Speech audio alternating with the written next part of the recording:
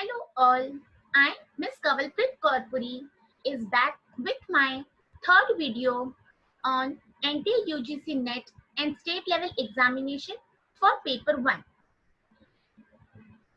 So today I'll be discussing few questions on paper 1 topic, and with this you will understand how we can find out the answer. So let's see this question from teaching aptitude.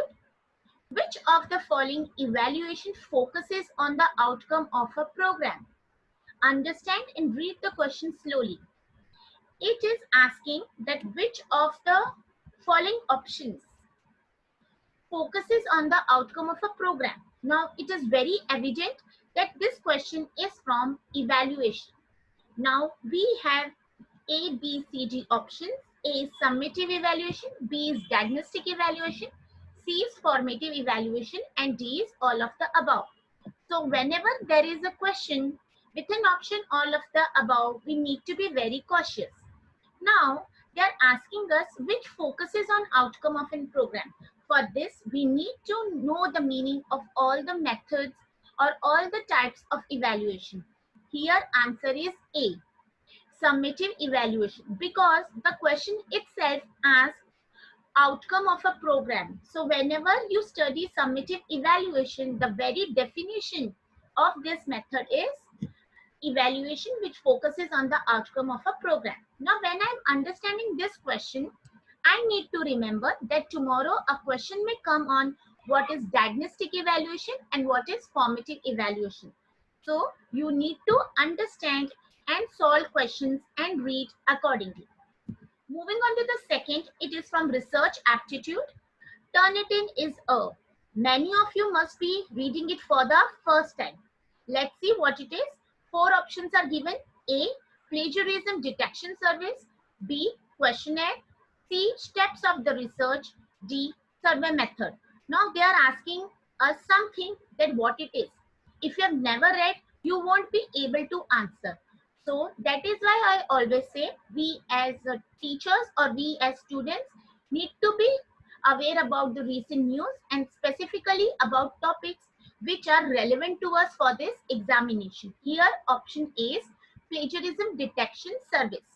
You all must be knowing that plagiarism is an act where we copy somebody else's content and we consider it as our own. So it is a detection service which helps us find whether our content is our original or copied from someone else.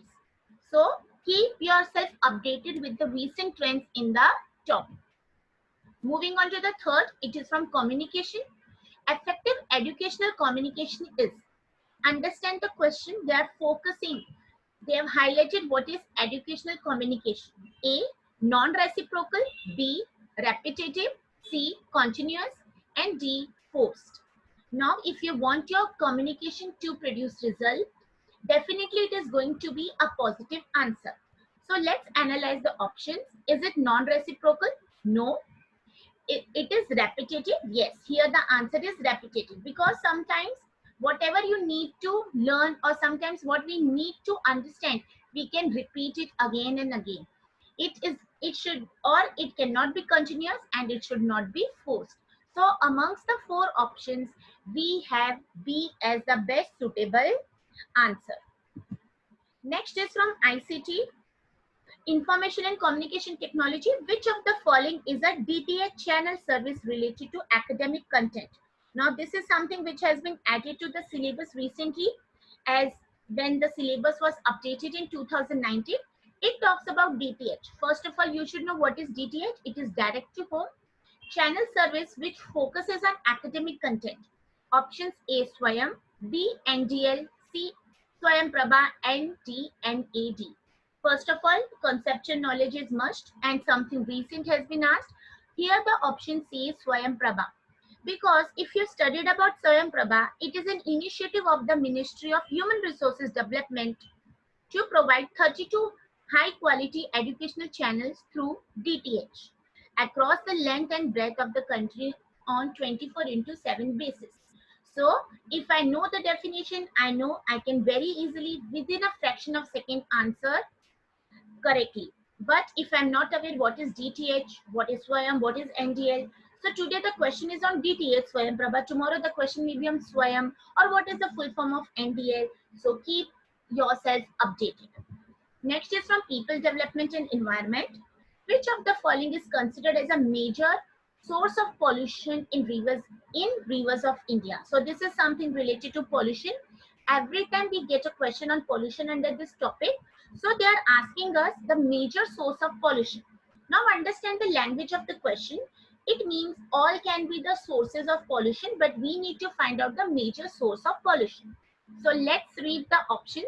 A. Agricultural runoff. B. Thermal power plants. C. Unregulated small scale industry. And D. Untreated sewage. So here understand the language, and if you have studied properly, we have four options. Amongst these, how will I find out the answer? See, all may be a source of pollution, but I need to find out the major. So here the option is D. Untreated sewage. Because whenever there is something which should not go into the rivers and it is going without the treatment, that is untreated. That is the answer. So understand the language and the way it has been asked. Moving on to higher education system, RUSA is. You must be hearing this word recently. What is RUSA? There are so many webinars being organized related to it. So let's see. It is a basic question, simple. Full form: A. Rashtriya Uच्च Shiksha Abhiyan. Then B. Rashtriya Uchchatar Shiksha Abhiyan. C. Rashtriya Uchchatar Sarvagun Abhiyan. And D is Rashtriya Uchchatar Shiksha Abhiyan. If you have never read it properly, if you have never kept your eyes and ears open with reference to such questions, even a simple question becomes difficult because you have never read it properly.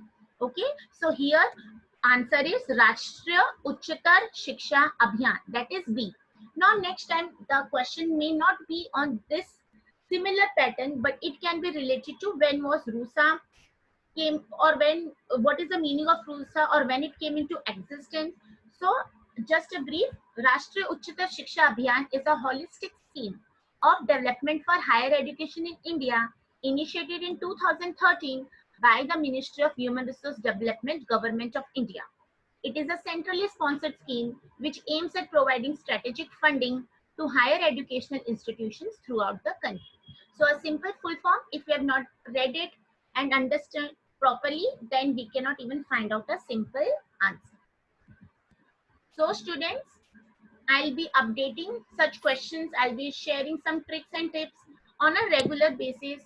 If you like my session and my video, kindly subscribe to my channel and share with your friends.